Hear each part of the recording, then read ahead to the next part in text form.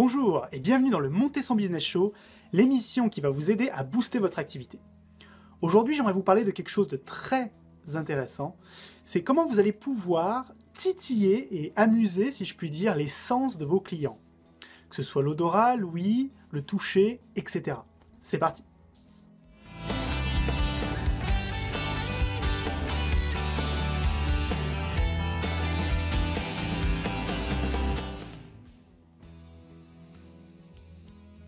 On pense souvent, à tort, que lorsque l'on prend une décision d'achat d'un produit ou d'un service, c'est complètement rationnel, on a vraiment pris les pour et les contre, et on décide de façon totalement réfléchie. Malheureusement, la vérité est tout autre, et de nombreuses études scientifiques ont prouvé le contraire. En fait, c'est l'émotion principalement qui va prendre la décision pour vous, si je puis dire. On a différentes parties dans le cerveau, et la partie primaire, ce qu'on appelle le cerveau reptilien, est celui qui prend les décisions, et depuis des millénaires, depuis que nous existons en réalité. Du coup, pour pouvoir atteindre le cerveau reptilien de vos clients, il y a plusieurs possibilités. La première et la plus simple, c'est de s'attaquer directement aux sens.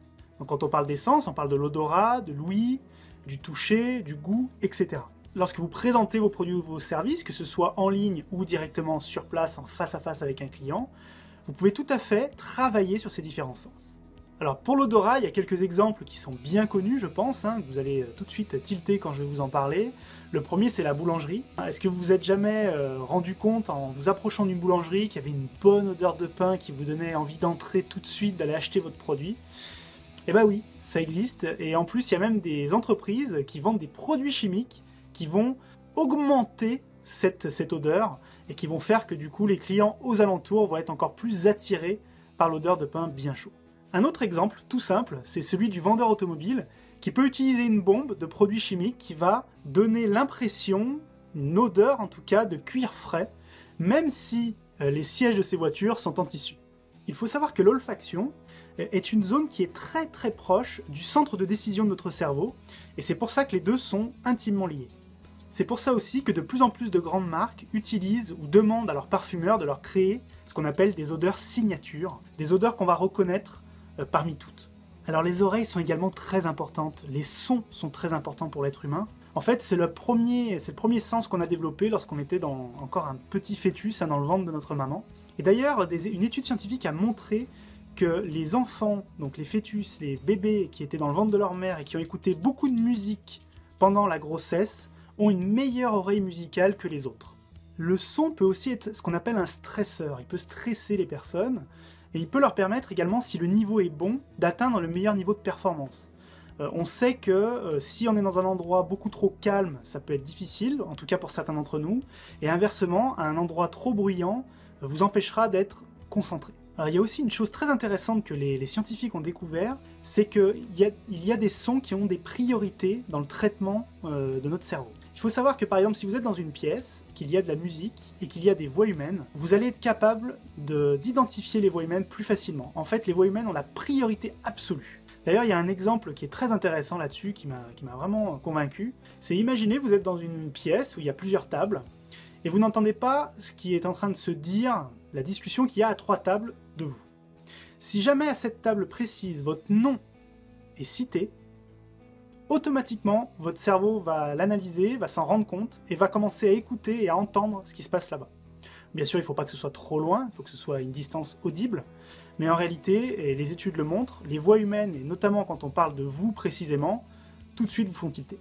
Un autre exemple, si vous êtes au bureau, vous êtes par exemple devant un ordinateur en train de travailler, et autour de vous, il y a des personnes qui parlent d'un sujet, et si on vous le demande, à ce moment-là, vous dites « Non, non, je ne suis pas du tout distrait, je suis bien concentré sur mon activité, je n'entends absolument pas ce qui se passe autour de moi. » Si jamais quelqu'un pose une question du type « Est-ce que Sophie sera là mercredi ?» alors que juste avant, quelqu'un a dit « Non, elle ne sera pas là », vous allez être capable de répondre à cette question en ayant l'impression pourtant de ne pas avoir entendu et écouté la conversation. D'ailleurs, une autre étude a montré qu'en fait, ces voix humaines, si vous êtes en train de travailler, peuvent diminuer votre intelligence de 30%.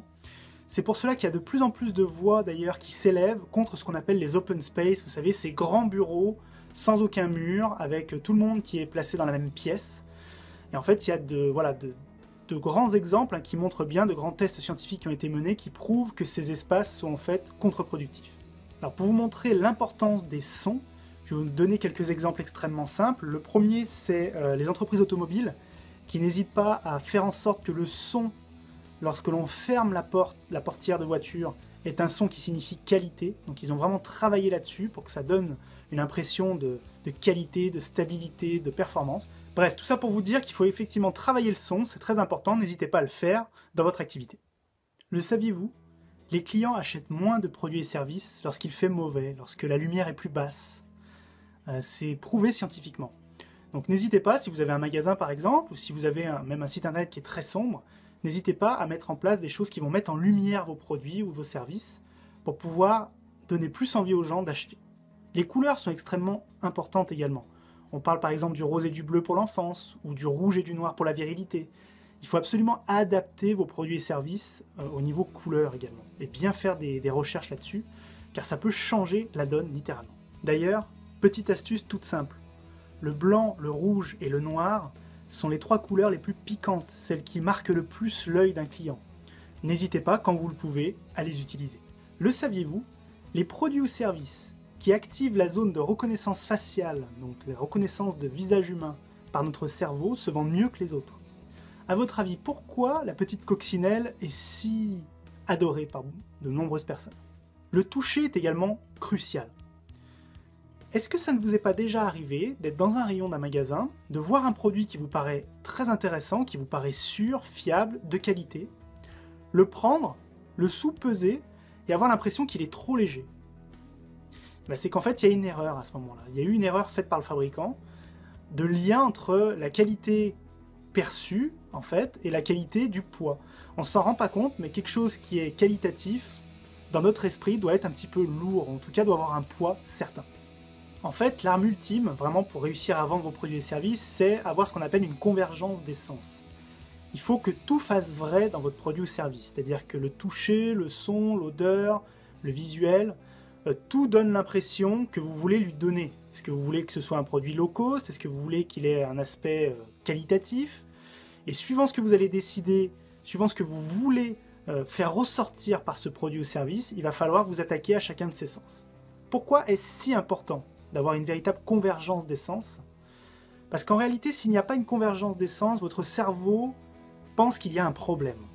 Et du coup, va vous le faire ressentir parfois physiquement. Le meilleur exemple, c'est celui du mal de mer. Vous êtes sur un bateau, vous êtes en train de lire par exemple, ou vous êtes dans une voiture en train de lire un livre. Votre cerveau vous dit que rien ne bouge, alors qu'en fait, tout bouge autour de vous. Donc là, il peut y avoir un problème, il peut y avoir une sensation bizarre, c'est parce que le cerveau ne comprend pas la divergence des sens.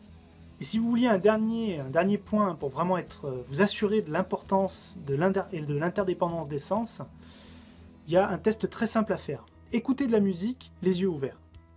Puis fermez-les. Vous allez voir que la musique va être meilleure, de meilleure qualité, plus profonde. Pourquoi ? Parce que vous êtes devenu aveugle, entre guillemets, pendant quelques secondes, et que votre cerveau, du coup, va plus se concentrer sur l'audition. Pour conclure, ce qu'il faut savoir, c'est qu'il faut faire extrêmement simple. Faites en sorte que votre produit fasse vrai, qu'il y ait une véritable convergence des sens, et que l'image que vous souhaitez renvoyer à votre client de votre produit ou service soit bien concrète et réelle, et soit bien l'équivalent de votre produit. J'espère que cette courte vidéo vous aura plu. Je voulais vous remercier d'être nombreux à suivre le Monter son Business Show, et je vous dis à la semaine prochaine.